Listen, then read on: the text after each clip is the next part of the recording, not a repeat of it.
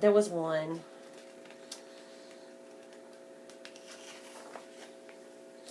One clever ghost in a haunted house. A witch moved in and wanted her out. She saw the witch coming undone. She flew to the woods, and then there were none. See, the witch is coming undone. She's rolling up, trying to look like maybe a mummy so she can scare the ghost, acting like that. But that little ghost right there caught her doing it. So she's kind of figuring out what's going on. 10 angry ghosts in the deep dark wood. That witch is too tricky and just no good. This isn't fair. We live in there. Let's band together and give her a scare. One mean old witch in a haunted house. 10 brave ghosts wanted her out. So see, now they're not timid anymore. They're getting together and they're becoming brave. They're going to go scare that old mean witch.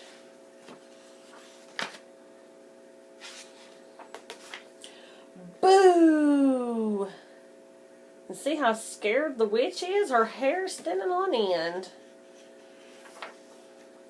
The witch saw the ghost and howled with fear. She tore out the door screaming, "Get me out of here!" There's our last vocabulary word, howled.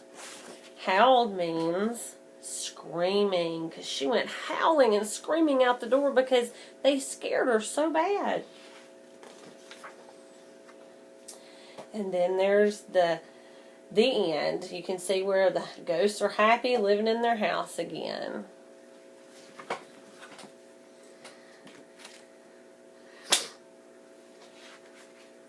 After reading the book and showing the pictures to the class and talking about them, we will move on. I'll ask the children to return quietly to their desks. I will pass out a piece of construction paper and a synonym spider to each student. And this is where we will discuss how our vocabulary words have meanings that with one word that match with them is that's their synonym. And we will go over where we write our vocabulary words. We'll just go with timid, ghoul, dive, and howled. And I'll have the students write them down on this side of their paper. And then I'll have them think of words that would be synonyms for them to match up on the other side. And then I will allow them to color this, cut it out, and glue it onto their construction paper. After the children have been given adequate time to finish their first lesson, I'll ask them to clear their desks, and I will introduce the second learning activity. This is called a Wordinary worksheet. This just has printed off two to a sheet to save some space, but what it is we would pass this out. I would pass this out to the children in the classroom, and they would work on this independently.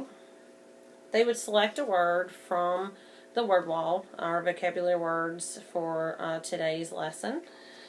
They would put their name, and then they would start thinking independently. My word means, and they would write what they think the word means. They would write a sentence using that word, and then right here they would list other words that have the same meaning. This would be something they can sit at their desk and do, like I said, independently, something that gives them time to think about their vocabulary words and such.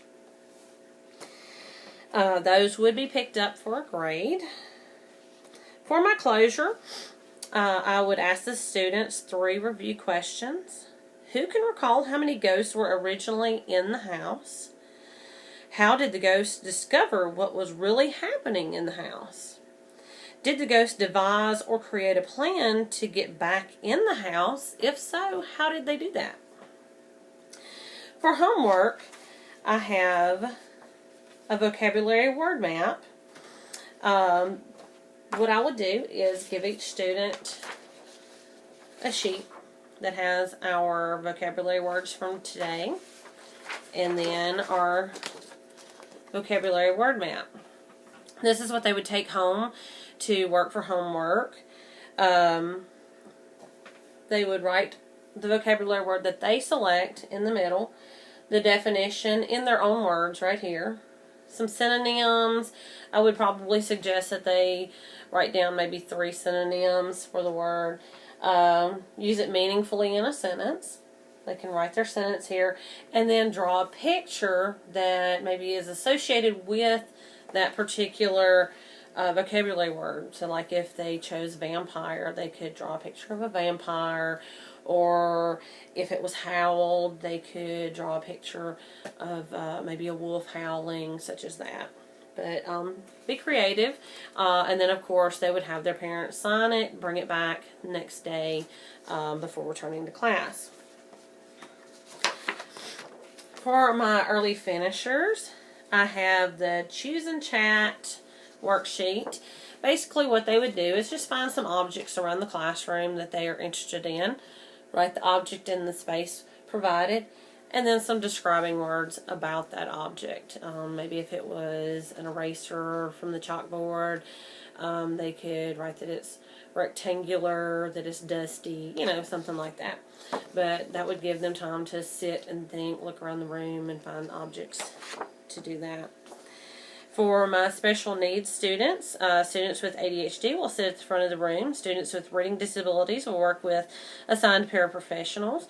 Students who struggle to understand literary elements will work with the teacher in extra time. Students who are English language learners will also work one-on-one with the teacher. Remediation work. During art, the students who need remediation work will sit in a small group with a paraprofessional and work on the Wordinary worksheet. For enrichment work, I have a synonym worksheet that the children could perform independently. It just has the pictures here, a list of words, and then it has the words already listed up here that you can